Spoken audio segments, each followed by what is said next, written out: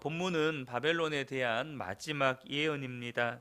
54절 이하를 보면 바벨론에 대한 심판을 선포하는데, 예레미야는 부르짖는 소리가 바벨론에서 들리고 있음을 묘사하며 전쟁의 소용돌이에 빠진 바벨론을 서술합니다. 54절을 보겠습니다. 바벨론으로부터 부르짖는 소리가 들리도다. 갈대아 사람의 땅에 큰 파멸의 소리가 들리도다. 이어서 59절은 시드기야 왕 제4년을 언급하면서 시대적인 상황을 보여줍니다. 시드기야는 BC 597년에 등극한 유다의 마지막 왕입니다. 그러니까 시드기야 제4년은 BC 594년을 가리키는 것이죠. 주전 594년에 시드기야는 바벨론에 사절단을 보냈고 스랴야도 거기에 참여를 하게 됩니다. 59절을 보면 유다의 시드기야 왕 제4년에 마세야의 손자 네리야의 아들 스랴야가 그 왕과 함께 바벨론으로 갈 때에 선지자 예레미야가 그에게 말씀을 명령하니 스랴야는 병참감이더라. 혹시 시드기야 왕 제4년이라고 하는 부분에서 597년에서 이렇게 살을 빼면 3년이 돼야 되잖아요. 근데 그렇게 계산하는 게 아니고 왕이 등극한 그 해를 원년 1년으로 봅니다. 그러니까 그 해까지 포함하면 3년째가 되는 해가 4년이 되는 겁니다. 이해되시죠? 그래서 이제 이 스라야는 에레미야가 기록한 바벨론에 대한 메시지를 이 바벨론에서 낭독했고 그것을 돌로 메어 유브라데 강에 던졌다고 성경은 기록합니다. 에레미야는 바벨론으로부터 부르짖는 소리, 파멸의 소리가 들린다고 선포를 한다고 우리가 방금 읽었었죠. 54절에 멸망이 자신들에게 임박한 줄도 모른 채 이 바벨론 사람들은 그들의 강성함에, 그들의 부요함에 취해서 연회를 즐기면서 큰 소리로 떠듭니다. 하지만 그 모든 소리가 끊어지게 될 것입니다. 많은 물같이 사나운 파도 물결같이 요란한 소리를 내며 밀려오는 대적들에 의해서 그 소리가 완전히 묻히게 될 거라고 말씀합니다. 55절을 보면 이는 여호와께서 바벨론을 황폐하게 하사 그 큰 소리를 끊으심이로다. 원수는 많은 물같이 그 파도가 사나우며 그 물결은 요란한 소리를 내는도다. 멸망시키는 자가 이제 도착을 하게 되면 바벨론의 용사들도 사로잡히고 그들의 무기도 무용지물이 될 것입니다. 그런데 에레미야는 이 일련의 사건에 대해서 뭐라고 말하는지 저와 여러분이 좀 주목해서 보셔야 될 부분이 있습니다. 56절인데요. 곧 멸망시키는 자가 바벨론에 이르렀음이라 그 용사들이 사로잡히고 그들의 활이 꺾이도다. 여기까지는 바벨론에게 임하게 될 멸망에 대한 서술입니다. 그런데 그것을 지금 에레미야가 뭐라고 말씀하고 있는지에 대해서 저와 여러분이 주목해야 한다는 겁니다. 56절 하반절을 보면 여호와는 보복의 하나님이시니 반드시 보응하시리로다, 이렇게 말씀을 하고 있습니다. 이 지금 바벨론의 멸망은 지금 국제 정세의 변화가 아니라는 것입니다. 여러분, 나라마다 흥망성쇠를 겪죠. 그래서 흥하는 나라가 망해가는 나라를 정복하는 그런 역사의 순환 패턴이 있습니다. 아무리 강성했던 제국도 쇠하거든요. 그러면 그 주변에 흥하는 나라가 그 쇠하는 나라를 점령하고 정복합니다. 이것이 역사 속에서 일어나는 수없이 반복되었던 역사의 순환 패턴이에요. 근데 지금 에레미야는 그게 아니라는 것입니다. 바벨론 제국의 멸망은 보복하시는 하나님께서 하나님을 향하여 악행을 저지른 이 바벨론에 대해서 보응하시는 사건이라는 것입니다. 우리는 계속해서 하나님이 역사의 주관자이시고 보응하시는 하나님이신 것을 이 예레미야 말씀을 나누면서 우리가 함께 나누었습니다.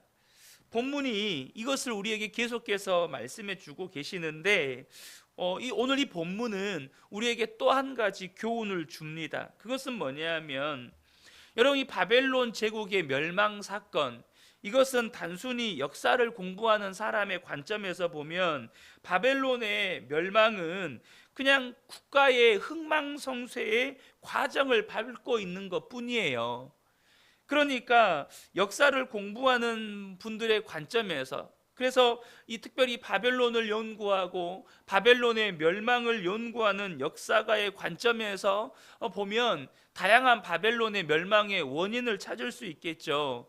우리가 보통 한 나라가 멸망하는 원인들을 연구하다 보면, 그것을 공부하면 이 나라가 멸망하는 것은 지도자들의 부패와 타락 때문이다, 이렇게 결론을 내릴 수도 있겠고, 혹은 외부에서 새로운 문화와 또 가치와 사상이 유입되면서 그들이 기존에 가지고 있었던 이런 사상과 충돌을 일으키면서 정체성의 혼란, 혹은 그 내부적인 어떤 이 문화와 가치의 충돌로 인한 내부의 혼란, 이런 것들을 원인으로 꼽을 수도 있습니다. 예를 들면 과거 유럽에서 흑사병이 창궐했던 것처럼 원인을 알 수 없는 전염병이 창궐을 해서 그 나라가 멸망했다, 이런 원인을 찾아낼 수도 있겠죠. 그런데 여러분, 성경은 뭐라고 말씀하십니까? 역사를 주관하시는 하나님, 보응하시는 하나님이 그 강력한 바벨론 제국이라도 그들이 저지른 죄에 대해서 하나님이 심판하고 계시는 것이다 라고 말씀하고 있는 것입니다. 저와 여러분이 이것을 볼 수 있어야 한다는 것입니다. 여러분, 단순히 한 나라가 흥했다가 망하는 것은 단순히 역사의 과정이 아니라는 거예요. 하나님의 섭리고 하나님의 심판의 손길이라는 것입니다. 저와 여러분이 이것을 분별할 수 있고 이것을 볼 수 있는 믿음의 눈이 있으셔야 한다는 것입니다. 우리가 한 개인을 향해서도 혹은 한 나라나 민족을 향해서도 흥망성쇠를 겪을 때 그 모든 것을 주관하시는 하나님이 계시다는 것을 저와 여러분이 볼 수 있으셔야 한다는 것입니다. 여러분, 여러분의 삶에 개입하시고 간섭하시고 주관하시는 하나님의 손길을 보실 수 있으셔야 합니다. 한 개인의 삶에도 마찬가지이고 한 나라나 한 민족의 삶에 개입하셔서 흥하게 하시고 망하게 하시는 하나님의 손을 저와 여러분이 보실 수 있으셔야 한다는 거예요. 그렇다면 흥할지라도 우리는요, 하나님을 바라보아야 합니다. 망할 때 더욱 하나님을 바라보셔야 합니다. 이것을 잊어버리시면 안 된다는 거예요. 한때 전 세계 절반을 뒤덮었던 공산주의가 왜 다 망하게 되었습니까? 결코 우리나라와는 외교를 맺지 않을 것 같았던 쿠바조차도 여러분, 최근에 우리나라랑 외교를 맺었지 않습니까? 수교를 맺었어요. 그러니까 북한이 그것으로 말미암아 위기를 느낍니다. 전 세계에서 유일하게 북한과 공산주의를 유지하면서 북한과 수교를 맺고 있는 나라가 쿠바인데, 쿠바가 대한민국과 수교를 맺어버린 거예요. 왜 쿠바는 대한민국이란 나라와 수교를 맺었을까요? 지금 쫄딱 망해가고 있거든요. 공산주의 노선을 지금까지 고집하고 있어요, 여전히. 근데 자기 나라가 망해가는 걸 봐요. 전 세계 공산주의가 다 망하는 걸 봐요. 공산주의가 왜 망했습니까? 여러분, 공산주의 사상은 철저하게 유물사관에 기초합니다. 유물사관은 철저하게 신을 부정합니다. 오직 물질만 존재한다, 이거예요. 사람에겐 영혼도 없어요. 오직 물질만 존재해요. 그러니까 사람은 존귀한 존재가 아니에요. 신의 형상을, 하나님의 형상을 따라 지음받은 존재가 아니라 사람은 오직 이 살덩어리, 근육덩어리, 이 뼈 조각, 이거밖에 없는 거예요. 사람은 원래 그래요. 그러니까 사람 자체가 존귀하지 않아요. 제가 언젠가도 말씀을 드렸지만, 제가 카자흐스탄에 처음으로 단기 선교를 갔을 때 제가 우연찮게 교통사고가 나 있는 장면을 목격하게 됐어요. 오토바이를 타고 가다가 한 청년이 이 차와 충돌을 해서 이렇게 이제 길거리 한복판에 누워 있는데 죽어 있었어요. 근데 그걸 그대로 방치되어 있는 상태에서 이제 앰뷸런스가 오고 그런 상황이었는데, 선교사님이 그런 말씀을 하시는 거예요.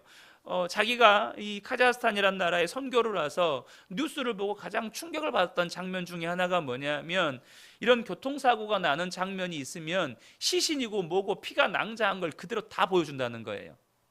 그대로 여과 없이 다 보여준다는 거예요. 왜냐하면 이 카자흐스탄이라는 나라는 소비에트 연방공화국에 속해 있었던 이 공산주의 국가였기 때문에, 이 공산주의 국가는 기본적으로 유물사관이 전제되어 있어서 사람을 존귀하게 보지 않는다는 거예요. 시체나 살아있는 사람이나 뭐 별로 구분이 없어요. 그러니까 뉴스에 교통사고가 나서 사람이 죽어서 막 피가 낭자해 있는 장면들을 여과 없이 그대로 다 보여준다는 거예요. 어린아이들에게까지 다 보여준다는 거예요. 그렇게 하나님을 부정했고, 이 부정했던 이 공산주의가 기독교를 보니까, 기독교는 어때요? 하나님을 인정해요. 하나님이 있다고 말해요. 그 하나님을 전해요.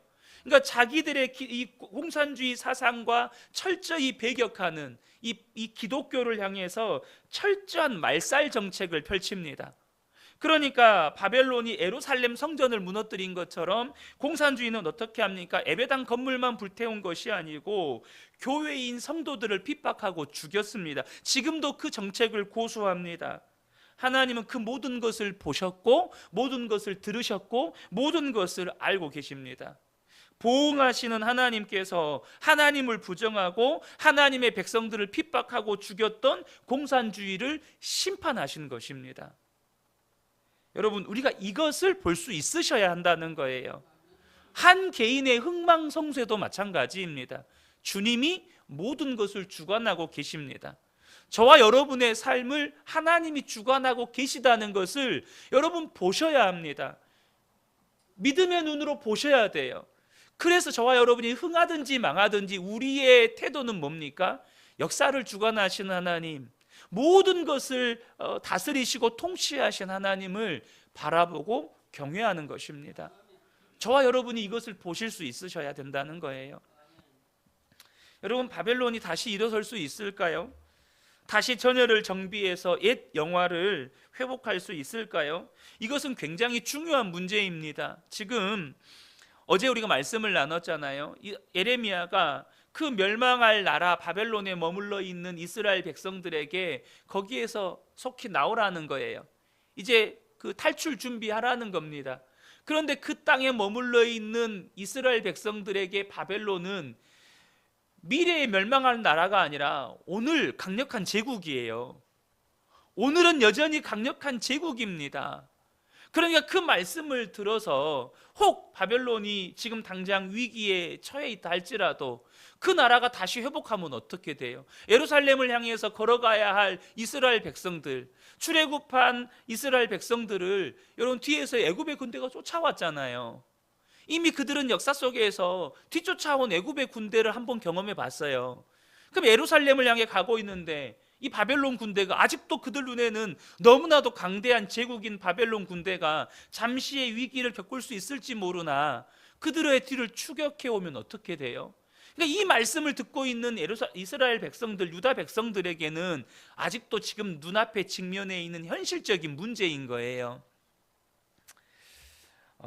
근데 여러분, 바벨론 포로로 살던 유다 백성들은 이 고민을 할 필요가 이런 고민과 염려를 할 수가 있는 것이죠. 그러나 걱정할 필요가 없다는 것입니다. 왜요? 하나님께서 바벨론의 멸망은 영원한 멸망이 되게 하실 것이라고 말씀하십니다. 57절을 보면 만군의 여호와라 일컫는 왕이 이와 같이 말씀하시되 내가 그 고관들과 지혜 있는 자들과 도백들과 태수들과 용사들을 취하게 하리니 그들이 영원히 잠들어 깨어나지 못하리라. 여러분, 실제로 바벨론은 역사의 무대에서 완전히 사라졌습니다. 지금은 박물관에 가거나 바벨론이 건설된 도시나 왕궁의 터만 볼 수가 있습니다. 지금 우리는요, 현재를 살아가는 우리는 역사적인 분명한 증거로 하나님의 말씀이 바벨론에게 그대로 이루어졌다는 것을 보고 있지만 당시 이스라엘 백성들에게는 아직도 건재하고 영원할 것만 같은 바벨론이었습니다. 그런데 여러분 어떻게 됐습니까? 하나님의 말씀대로 되었습니다. 바벨론은 역사의 무대에서 완전히 사라졌습니다. 여러분, 저와 여러분이 지금 이 말씀 앞에서 반드시 기억해야 할 것이 있습니다. 상황과 환경은 변한 것이 아무것도 없어요. 그런데 하나님의 말씀은 바벨론이 하나님의 심판을 받고 멸망할 거라는 거예요. 여러분, 그때 변하지 않는 상황과 환경을 붙잡아야 합니까? 하나님의 말씀을 붙잡아야 합니까?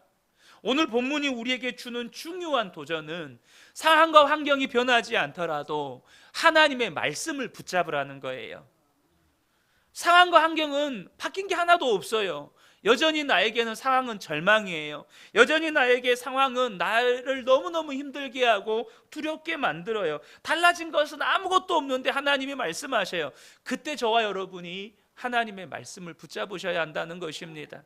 우리가 이번 주일에 나누었던 말씀 가운데 한 구절이죠. 갈라디아서 6장 9절을 보면 우리가 선을 행하되 낙심하지 말지니 포기하지 아니하면 때가 이름에 거두리라. 여러분, 상황과 환경을 보면 너무너무 낙심이 돼요. 그냥 포기하고 싶어요. 근데 주님이 말씀하셔요. 포기하지 말고 선을 행해라. 반드시 거둘 때가 온다. 때가 이르면 반드시 거둔다. 그때 여러분, 저와 여러분이 뭘 붙잡아야 합니까? 나에게 두려움과 절망과 낙심과 포기하게 만들어 버릴 것 같은 그런 상황과 환경입니까? 주님의 말씀을 붙잡아야 한다는 것입니다. 본문에도 보면 에레미야는 바벨론 왕을 찾아가는 이 사절단 가운데 이 스라야에게 바벨론의 멸망을 기록한 책을 이스라엘에게 건네주면서 바벨론에 가서 읽으라는 거예요. 소리내서 읽으라는 거예요. 그리고 그 책에다가 돌을 매달아서 유브라데 강에 던지라는 겁니다. 여러분, 이것은 스라야에게는요, 목숨을 건 순종을 해야 하는 문제입니다. 목숨을 거는 순종을 해야 되는 문제예요. 바벨론의 멸망을 기록한 책을 바벨론 땅에 가서 읽고 그것에다가 돌을 묶어서 유브라데 강에 던지라는 이 말씀이요, 스라야의 목숨을 담보로 하는 순종을 요구하는 것입니다. 그런데 뭘 말하는 겁니까? 하나님의 말씀을 붙잡으라는 것입니다. 그 강대하게 보이는 영원할 것 같은 바벨론 붙잡지 말고, 바벨론 바라보지 말고, 너의 삶이 변하지 않을 것 같은 그 상황과 환경에 매여서 원망하고 불평하고 좌절하고 낙심하는 편을 택하지 말고, 지금은 변한 것이 없지만 그럼에도 불구하고 포기하지 말고 낙심하지 말고 너는 선을 행해라. 그리하면 반드시 때가 이르면 거둘 때가 온다. 거둘 날이 온다. 그 말씀 붙잡고 선을 행하라는 그 하나님의 말씀에 순종해 가라는 것입니다. 사랑하는 성도 여러분, 저와 여러분이 꼭 기억하셔야 합니다. 저와 여러분이요, 어떤 처지와 형편에 있든지 하나님의 말씀 붙잡으셔야 한다는 것입니다. 상황은 바뀔 것 같지 않고 환경도 전혀 바뀔 것 같지 않고 내 삶에 뭔가 기대할 것이 아무것도 없잖아요. 여러분, 이미 여러분의 삶에, 아마 적어도 저는 이 새벽에 예배 드리시는 분들이라면 적어도 이 고백하실 것 같아요. 내 삶에는 소망이 없다. 나 자신에게는 소망이 없다. 여러분, 이거 이미 결론 나지 않으셨습니까? 여기 결론 나셨잖아요. 나에게는 소망 없다. 내 삶에는 소망이 없다. 그러나 또 하나의 결론이 있잖아요. 우리 주 예수님께는 소망이 있다. 여러분, 이 결론 이미 나시지 않았습니까? 그렇다면 변치 않을 것 같은 그 상황과 형편이 나를 두렵게도 하고 나를 낙심시키기도 하고 나를 절망시키기도 합니다. 그래서 어찌됐든지 우리 마음 가운데는 또 육신적으로 이 상황 바꿔봐야지, 환경 바꿔봐야지, 돈을 좀 더 많이 벌어야지, 내가 돈을 좀 더 많이 벌려면 이렇게 해야지. 여러분, 또 어리석은 선택하지 마세요. 또 여러분을 더 좌절시키고 더 절망시킬 선택하지 마세요. 이미 결론 났잖아요. 오직 예수님께만 소망이 있다는 것. 그러면 여러분, 주의 말씀을 붙잡고 한 걸음을 내딛는 것입니다. 스라야는 목숨을 담보로 순종을 해야 합니다. 바벨론에 가서 바벨론의 멸망을 선포하는 하나님의 말씀을 낭독해야 합니다. 그리고 그것을 두루마리 그 책을 돌에 묶고 유브라데스 강에 던져야 돼요. 뭘 우리에게 말씀하시는 것입니까? 목숨 걸고 하나님 말씀 붙잡으라는 것입니다. 이제는 목숨 걸고 하나님 말씀 붙잡으라는 거예요. 그러면 살게 된다는 것입니다. 사랑하는 성도 여러분, 우리가 죽는 그 순간까지도 붙잡아야 할 것은 하나님의 말씀입니다. 우리가 인생의 마지막 끝까지 붙잡아야 될 것은 하나님의 말씀이에요. 이 새벽에 함께 예배드린 우리 모든 성도님들이 하나님의 말씀 붙잡고 오늘 하루를 살아가는 복된 분들 되시기를 예수님의 이름으로 축복합니다. 아멘.